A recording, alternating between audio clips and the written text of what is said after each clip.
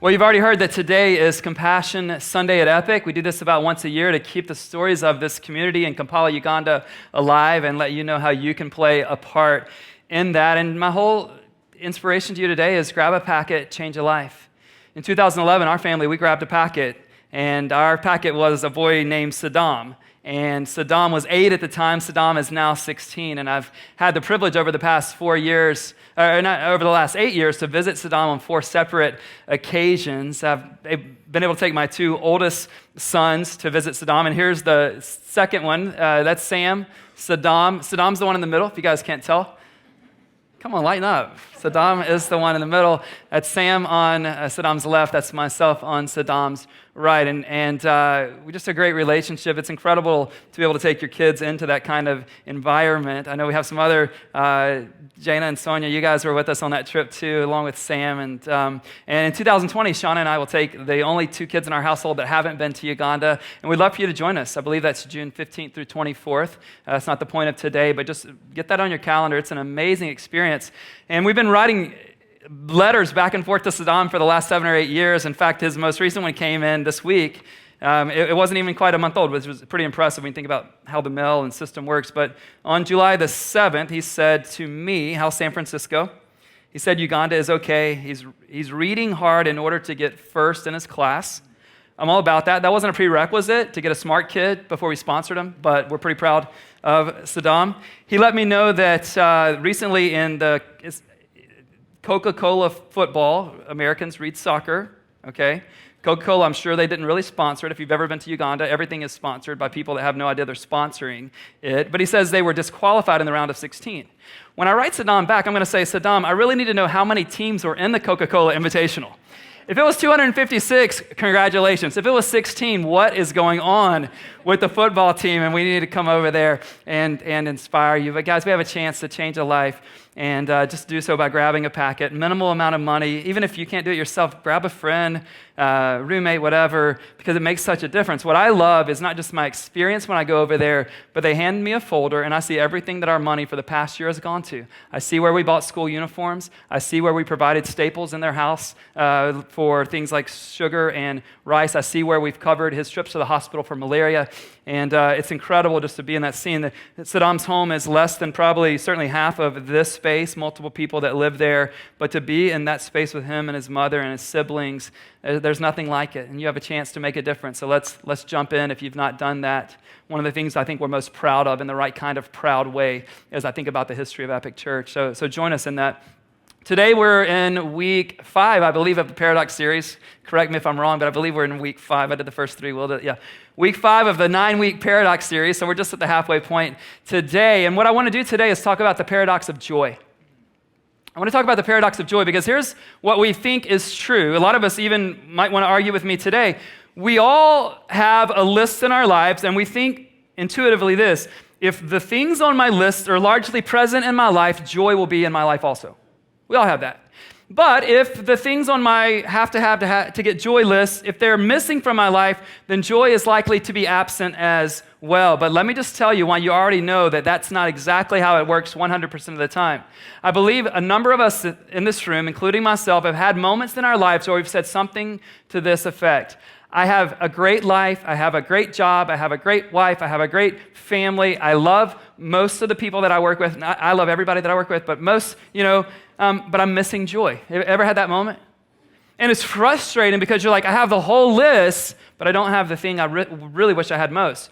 And we've also been around other people who have nothing on our list, maybe places like Kampala, Uganda. When I'm there, they don't have any of the things on my have-to list, and yet they have more joy than I've ever known. There's something about that we need to unlock today. I want to unearth it for us by using an Old Testament minor prophet named Habakkuk. We'll get to his story in just a moment. You can turn there. Yes, that's one of those that even the pastor has to look at the table of contents for, so go for it. But I want to ask you this question just to set the stage for what we're going to learn today. What has to be present in your life for joy to exist? What has to be present, at the 9 o'clock when I asked that, someone yelled from the back, Jesus. I'm like, way to go, churchy boy. The rest of us are going to try to be honest. I mean, we know that we're hopefully going to get to that answer, but I really want you to think about that. What has to be present? What kind of wealth has to be present? What about your relationships, your health, the health of your parents, the health of your children? What about the home that you live in? What are those things that really have to be present for you to have joy? Habakkuk is a minor prophet, and what's interesting about Habakkuk is that oftentimes a prophet in the Jewish scriptures, what we as Christians call the Old Testament, they typically would speak on behalf of God to a specific group of people, and they would carry a message of God. But when you get to Habakkuk, what you notice is there's no one else being in the conversation besides Habakkuk and God. Habakkuk speaks, God responds. Habakkuk speaks, God responds. And the book ends, just 3 chapters, with Habakkuk's prayer, his response. And that's all the dialogue that you have in the entire book of Habakkuk. You can turn there if you have a YouVersion Bible app or any other kind of Bible app. If you have the Epic app, let me encourage you if you don't get that, because all of my notes, all of our scriptures there today. And I want us to engage this book, Habakkuk, because there are 4 sections we're going to look at in these 3 chapters. And I encourage you to read it when you can throughout this week. It's pretty short, but I want to get the major themes out of that today. Here's what you need to know contextually. 7th century BC, Jerusalem is about to be attacked by the Babylonians, and things are going to get bad. And Habakkuk senses that, but he's going to teach us how we can have joy present in the midst of circumstances that don't seem to bring joy. So would you stand with me as I read? I'm going to read just the chapter 1, verses 1 through 4, but keep your place open on your app with the Bible. Anybody actually have a Bible besides me? Great. My wife, that's awesome. We're just old school. We just don't want you guys putting on Instagram, Bible was not present with the pastor today. We've got it. The prophecy that Habakkuk the prophet received. How long, Lord, must I call for help, but you do not listen, or cry out to you violence, but you do not save? Why do you make me look at injustice? Why do you tolerate wrongdoing? Destruction and violence are before me. There is strife and conflict abounds. Therefore the law is paralyzed and justice never prevails. The wicked hem in the righteous so that justice is perverted. Guys, today I believe God's going to speak to many of us in this room today. Today, a number of us are going to walk out realizing that if nothing changes in our life, everything can still change. Joy can be present even when everything we think we need is absent. So have a seat. I want to walk you through what we're going to talk about. I want you to think about this story today as having 4 movements. I want you to think about this story as having 4 movements. Even if you're not a note taker, let me give you these 4 words that represent 4 different movements, because you just being able to frame up this idea about how joy works. Here are the 4 movements: struggle, listen, remember, embrace. Struggle, listen, remember, embrace. And you're going to understand in just a moment, at least by the end of this talk, why all 4 of those are really significant and how Habakkuk does all of them himself. We want a faith devoid of struggle. And I'm not the only one in this, right? We want a faith devoid of struggle. In fact, struggle is going to be the key word. I don't want you to even have to guess. Struggle is going to be the word, but we want everything significant in our lives to be devoid of struggle, don't we? Right? We want to eat what we want without it being a... Struggle is the word, guys. I mean, I know you went to Outside Lands. That's awesome last night, but we need you to be alert here because people are watching at home and they need to know I'm not the only one in the room. So we want to have a great body without it being a... We want to have an awesome marriage without the... We want our kids to be perfect so that they never... We want our church to only grow and never have issues because we don't want to embrace the struggle. Let me tell you about a struggle I had to embrace this week. On a Sunday, Sean and I decided for the umpteenth time that we're going to go on a diet plan. We're going to do it this time. And day 2 of that, we end up in a gathering of pastors and their kids. It was really cool. Some anonymous donor wanted to treat pastors' families on Tuesday. And for dessert, we went to Ghirardelli Square and went into Ghirardelli. And everyone was told, get whatever you want. Like whatever $13 sundae you want, just get it. But we made this deal, and she's present, so I can't really cheat. So guys, if you know me at all, you know that it's a struggle just to walk by Ghirardelli and not do anything, especially if they're giving out the free squares, because I need to be a good steward of their resources. How else are you going to tell, how do you turn that down? So we're told that we can get whatever we want. We go through the line. Shauna gets coffee. I'm going to go self-righteous. If I'm not getting the sundae, I'm getting self-righteous. So I didn't even get a coffee. Now, it's a struggle when I walk by there, but when you sit in a place for an hour and watch everyone else eat it, you're just like, this is a real struggle. Here's where the big struggle happened. They brought 2 ice cream cones upstairs where our entire group of about 50 or 60 people were, and no one claimed the 2 ice cream cones. What do you do in that moment? I mean, the struggle is real. And I'll have you know, while I'm getting points, I didn't touch it. Thought there'd be applause. I know at home you're like, that's amazing, Ben. We know your weaknesses. The struggle was real. I love this first word in the movement. It's struggle.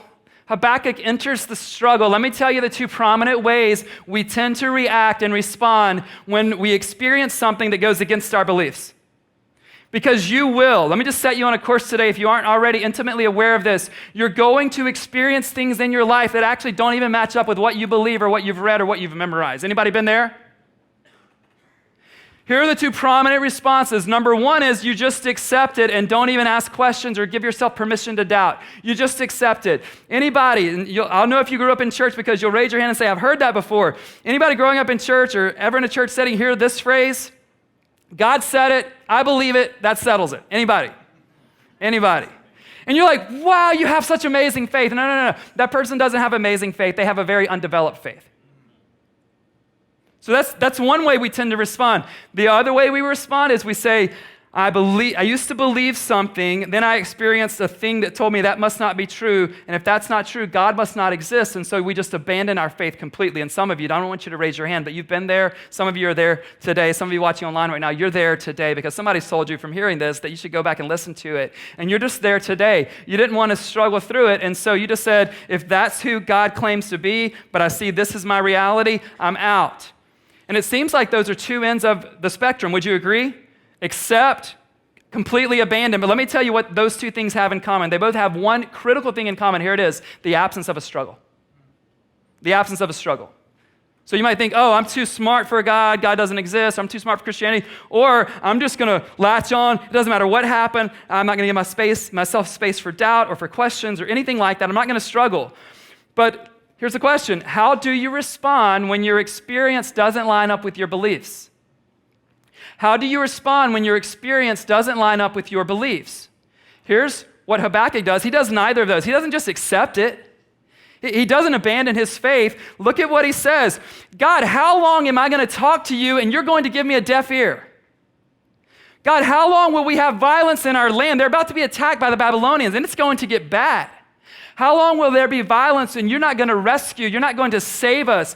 God, why does justice never win anymore? He says the law is paralyzed. Another translation is that the law is chilled. And that's not like just relax in the way you think about it, but it is like the law has been relaxed. God, you said this was important to you. Doesn't look like it. Sound familiar in any nation that you're living in today? God, how long? How long violence? How much evil will you allow? If you say you're so good, why is all of this stuff happening? Habakkuk enters the struggle, and if you want to have a strong faith on the other side, you better enter the struggle as well. And we're like, oh, Ben, do I have permission to enter the struggle? Your faith will never grow up until you struggle. Ben, tell me more. Think about the half-brother of Jesus, whose name is James. When you read his story in the New Testament, chapter 1, verses 2 through 4, consider it pure joy, my brothers, when you face trials of many kinds, because you know that the what? Testing of your faith produces perseverance, and perseverance must finish its work in you, making you mature and complete so that you lack nothing. If you don't enter the struggle, you'll never be complete. You'll never be mature. But some of us are so scared to death when we realize that the faith we had as a child or as a new Christian gets collided by the reality of life. Enter the struggle. Let me beg you, enter the struggle. Enter the struggle. Here's a pattern for entering the struggle. Let me give it to you in this statement.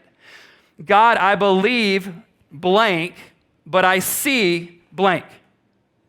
God, I believe whatever it is, but here's the reality that I see with my eyes, or here's the reality that I feel. You ever been there? And you need to give yourself permission to enter the struggle, and this is what you need to do. God, here's what I want to believe. Maybe that's where you are today in the struggle. I want to believe this, but God, you've got to be like, look at what my life says. God, I believe that you are a healer, but I've had chronic pain for years.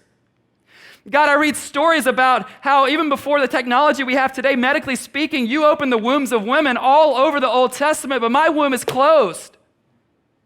God, everything in your word tells me that you care about love and unity, but the only thing growing in our world today is hatred and division. I see this, and I believe the other thing, but God, help me reconcile this. God, I believe the Lord is my shepherd. I lack nothing, but when I see my bank account, it tells me I lack this month's rent. What's true? Some of you right now, you just need to write a couple things down and fill in the blank. I left it blank because there's so many options. What do you want to believe? And juxtapose that with what your reality happens to be. Or God, I believe this, or I read this, but I feel that. Anybody ever felt something different than what you're supposed to believe? What do you do with that? You enter the struggle. Enter the struggle. If you want a robust faith on the opposite side, on the other side of what you're in the midst of right now, you've got to walk into the struggle. So the first word is struggle. The second word is listen. Listen. After you struggle, you've got to listen. In chapter 2, Habakkuk speaks the end of his second complaint, and then God responds. Here's what Habakkuk says in 1 through 3. He says, I will stand at my watch and I will station myself on the ramparts. I will look to see what he will say to me. He's positioning and posturing himself to listen. And what answer I am to give to this complaint. Then the Lord replied, write down the revelation and make it plain on tablets so that a herald may run with it. For the revelation awaits an appointed time. It speaks of the end and will not prove false. Circle that. It will not prove false. Though it linger, wait for it. It will certainly come and will not delay. Habakkuk's like, I'm going to listen. Position yourself to listen. Get in the scriptures. Give yourself some silence every day. He positions himself to listen, and then God speaks. And what does God say essentially? Habakkuk, I am who you thought I was. I will be who you used to think I would be. I will do what I told you I would do. I am the God of justice. Wait and see. You will have to be patient. It's not going to happen today. Yes, you're about to be invaded, but I'm going to hold true to my word. Let me tell you this. God has given us an invitation to hold him to his word. God has given us an invitation to hold him to his word. We do not do this in a demanding tone, but you just say, God, I'm going to hold you to your word, but here's what I see. God, I'm going to hold you to your word, but this is still going on in my life. God, I'm going to hold you to your word. Like you brought this man into my life, but I'm going to hold you to your word that you're actually going to do what you said you were going to do in our marriage. Will you do it? Position yourself to listen, and I love what God told Habakkuk, and I want to say this to you. Same words, literally and figuratively. He said, write it down. Wherever you take notes on your phone, you need to write down the truths that God speaks. Wherever you take notes in your moleskin or your journal, whatever it is that you use, you need to write it down. You need to figuratively write it down in your heart. Here's why. You and I have got to be able to access the truth when we can't see it or feel it. You've got to hear what God says in the light because you're going to find yourself in the dark where you will need to remember what was true in the light. God, I need to hear you. He said, write it down. Why write it down? Someone told me when we began to feel called to start this church, they're like, Ben, you've got to nail down the calling because there will be some days in this journey where all you have is your calling.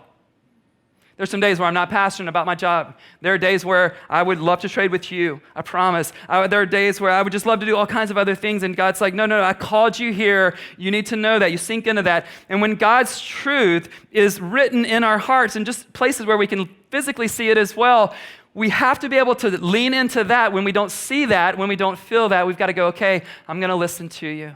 The third movement is remember.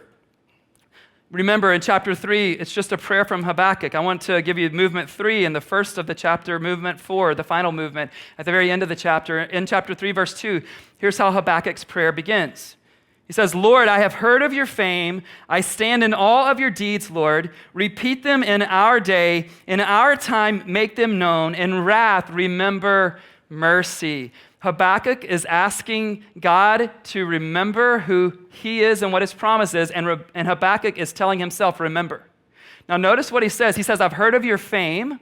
He says, I stand in all of your deeds. Is Habakkuk standing in all of God's present deeds? Come on, I'm helping you. Nuh-uh. Because God's not doing anything presently that Habakkuk wants done. So what do we do when our present reality and God's seeming inactivity aren't doing what we want done in our lives? We remember. I'm sorry that your present reality in your relationship or your job or your family or your finances or your health or your emotional well-being, I'm sorry it's not where it would be if you could choose where it would be, but can you remember when God did something and brought you to an amazing place? Do you remember that season, even if it's been a couple of decades? Anybody that's struggling with anxiety, can you at least remember how he used to at some point give you peace? Anybody struggling with his lack of provision, can you remember how he did provide in other seasons? And then can you hang on to that? And with Habakkuk saying, God, will you do it again? Our faith in God's future activity can be fueled by remembering how God has acted in the past. Say it again. It's on the screen. Our faith in God's future activity can be fueled, can ignite our faith can be ignited when we remember how God has acted and intervened and responded in our past. Can you remember and can you ask him to do it again? There's a song by that title that was put out by Elevation Worship that we sing a lot here at Epic. It says, I've seen you move. You move the mountains. It doesn't say, I'm watching you move the mountain right now. No. I remember your deeds. I've seen you do it. Now I'm going to ask you to repeat it. Do it again. Song probably, I don't know the makeup of that song. I assume it came from Habakkuk. It should have. He said, you made a way when there was no way, and I believe I'll see you do it again. And then that refrain or the bridge, whatever you musicians call it, it's like, great is thy faithfulness. This is my confidence. You've never failed me yet. What do you need to remember? What do you need to remember? What do you need to ask God to repeat? And let me give you a little bit of a warning. God typically never does anything exactly the same way he did it before. We have to grieve endings so that we can step into new beginnings. But what kind of thing do you want God to repeat?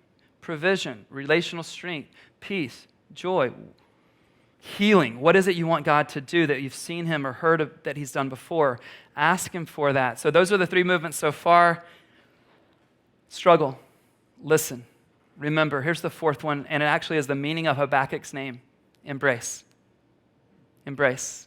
If you embrace without the struggle, it won't be a sweet embrace.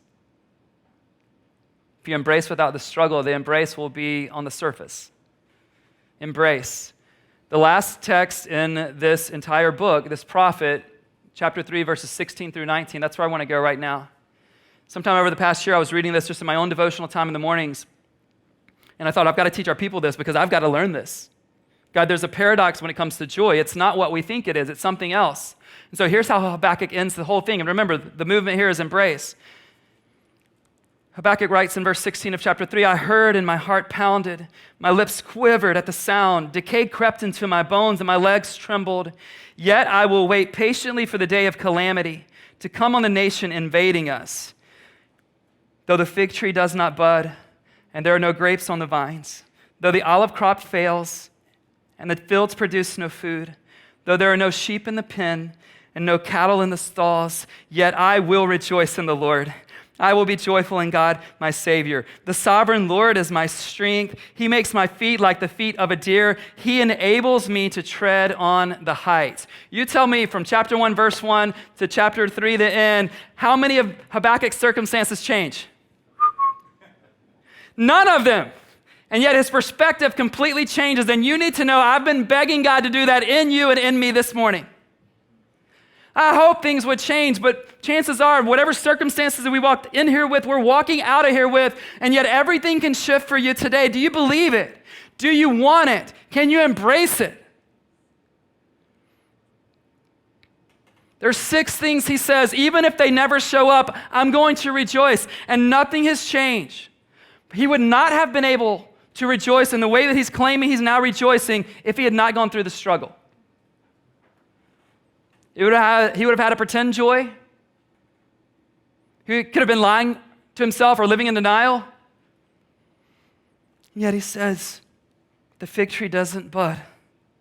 If if there are no grapes on the vines. Understand this, he's not rejoicing in his circumstances. You know that, right? Like imagine if one of you, like you're a person of faith in Jesus, you have your own vineyard up in Napa, you're hooking the pastor up.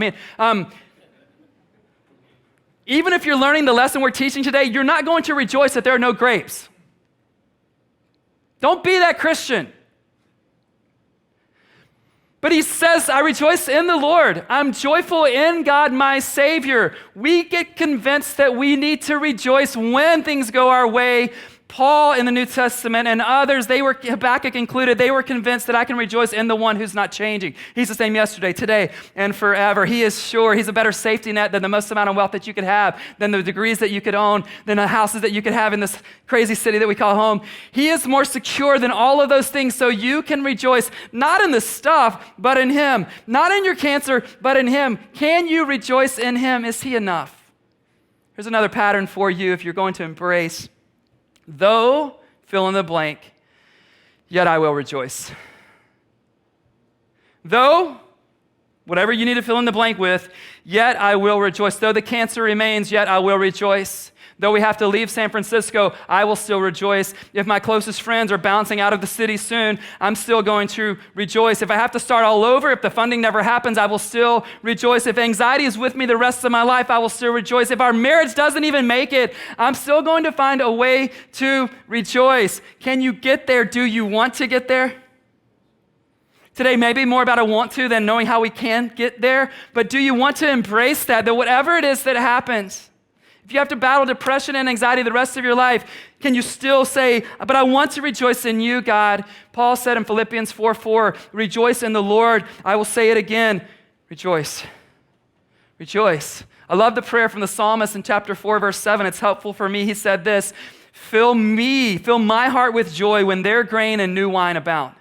Can you imagine having such a disposition of joy that when someone else gets what you wanted, you have more joy than they have? I know that's what everyone's experience is today, right? Nobody struggles with comparison. Nobody struggles with absence of joy. That's the prayer there. God, do something in me so profound that if they get what I've been begging you for, I end up with more joy than they end up with. God, could you bring us to that place? And he says, I will rejoice in the Lord. Not rejoicing in the absence of grapes or the crop produce. I'm rejoicing in the Lord. I will be joyful in God, my Savior. And then he says, the sovereign Lord is my strength. The God who's going to bring it all to bear. The God who's going to make everything right. He is my strength. And then he says, he makes my feet like the feet of a deer. Some of you are like, Ben, is that a good thing? It is. He means that your feet, God's made them sure-footed. That the things look like they're going to knock you off, you can withstand it. And then he says in the last part, he enables me to tread on the heights.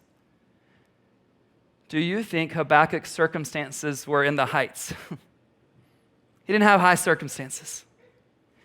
And yet, from 1:1 to 3:19, there's this massive shift that transforms the way he thinks about joy, that transforms the way he thinks about God, that transforms the way he thinks about his own life, faith, and his future. And some of us, maybe even all of us today, we need our faith transformed in the same way. We need to know that we can rejoice even if it never shows up. We need to know that we can rejoice even if it never goes away. Don't you want that? Don't you want that?